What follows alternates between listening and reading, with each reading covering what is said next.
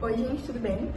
Hoje nós vamos falar como os filmes da Segunda Guerra Mundial moldaram a nossa memória em relação aos acontecimentos da guerra, em várias perspectivas. A Segunda Guerra Mundial é um dos eventos mais representados no cinema.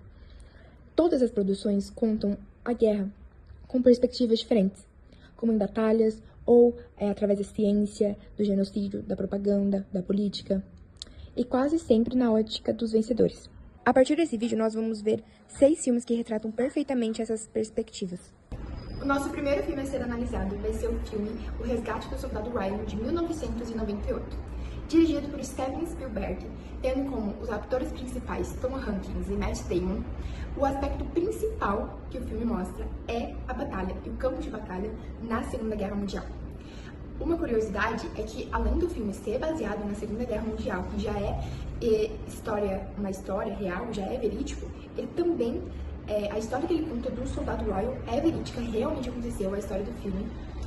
O filme, ele recria o dia D em Omaha Beach, perdão a pronúncia, com impressionante realismo. O diretor queria ser o mais preciso possível quando o seu telespectador visse o filme. Então, todas as cenas são muito realistas. A narrativa exalta o heroísmo americano, reforçando a imagem dos Estados Unidos como salvadores da Europa.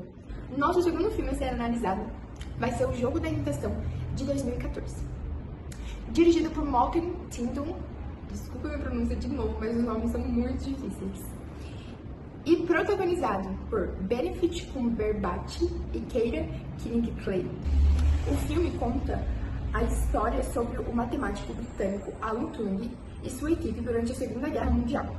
Juntos, eles trabalharam para decifrar o código Enigma usado pelos nazistas. Ao mesmo tempo, denuncia a perseguição que Turing sofreu ao ser homossexual na época, revelando contradições internas dos vencedores. Uma curiosidade é que esse filme ganhou o Oscar de 2014 de melhor roteiro adaptado. Esse filme retrata a forma mais matemática, entre aspas, da guerra. Porque a guerra é um conjunto de coisas, não é só tiro, porrada e bomba. Tem muito mais por trás disso. E Turing foi essencial na guerra dos britânicos contra os nazistas.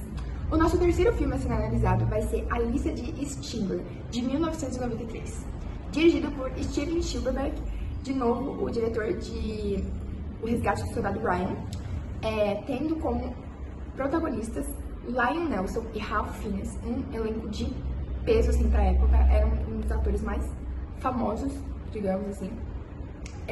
E o aspecto que o filme traz pra gente é o Holocausto e os campos de concentração em si. O filme quer mostrar essa realidade, o que era mesmo o Holocausto na época. O filme conta a história do alemão Oskar Schindler, que viu na mão de obra judia uma solução barata e viável para lucrar com negócios durante a guerra. Com sua forte influência dentro do partido nazista, foi fácil conferir as autorizações e abrir uma fábrica. O que poderia parecer uma atitude de um homem não muito bondoso, transformou-se em um dos maiores casos de amor à vida da história, pois este alemão dedicou toda sua fortuna para salvar a vida de mais de 1000 judeus em plena luta contra o extermínio alemão. E uma curiosidade do filme é que, por mais que ele não seja tão antigo assim, por mais que ele seja de 1993, ele foi gravado em preto e branco por uma opção do diretor. Ele optou gravar o filme dessa forma para trazer e simbolizar mais o Holocausto como a vida sem luz, entre aspas, e para dar ao filme um tom de documentário e cru, evitando o embelezamento da tragédia e da guerra. Agora, o nosso quarto filme eu considero assim, um dos melhores filmes sobre a Segunda Guerra Mundial. Esse filme é magnífico, gente, vale super a pena assistir. Ele é dirigido por Christopher Nolan, o mesmo diretor de Interestelar, então vocês já devem saber como esse filme é bom. E tem um elenco de peso. Para começar, ele é protagonizado por nada mais, nada menos que o nosso protagonista de Peaky Blinders, o Cillian Murphy.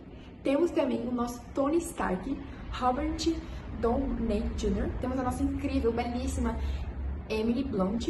E também diversos outros atores, como a Florence Pugh, a nossa famosa Amy de Adoráveis Mulheres. Temos também Matt Damon, de novo, mais um filme de guerra. Esse cara tá em quase todos os filmes de guerra que eu já vi, gente. Podem ter certeza. E a gente tá falando de nada mais nada menos que, é claro, gente, Oppenheimer. Um clássico, gente. Eu amei esse filme, ele é magnífico, vale super a pena assistir. O aspecto principal do filme é bastidores científicos. Como eu falei, a Guerra não é só tiro, porrada e bomba, tem muito mais por trás, e os cientistas fizeram muito mais parte disso do que vocês podem imaginar. E também a gente tem a parte dos políticos da bomba atômica, né, sobre como o povo que eu falo, os cientistas e os políticos entraram em consenso em relação à bomba atômica.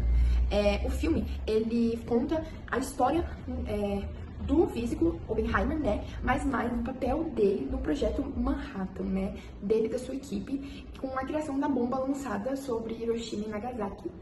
O filme mostra a tensão moral dos cientistas e a frieza política, né, do governo dos Estados Unidos. Também evidencia como os vencedores, né, a maioria retratados como os estadunidenses, controlam a narrativa sobre a bomba, justificando que seu uso era necessário para encerrar a guerra. Lembrando que Hiroshima e Nagasaki é uma das maiores tragédias que podem ter acontecido. E a cinematografia desse filme é magnífica. O diretor, o Nolan, ele usou imagens em preto e branco em algumas cenas do filme para retratar como se fosse o passado da história. Isso vai criando uma narrativa muito boa para o filme. Nós temos vários cientistas famosos que são mostrados no filme, por exemplo, o Albert Einstein. Então é muito bom esse filme. Eu não tenho mais nada para falar, mas só assistam, que é muito bom. O nosso quinto filme é Jojo Rabbit, de 2019, dirigido por Taika Waititi, tendo como os atores principais Griffin Davis, Scarlett Johansson, e a própria diretora fez parte do filme, tá? O aspecto analisado desse filme é um filme de comédia.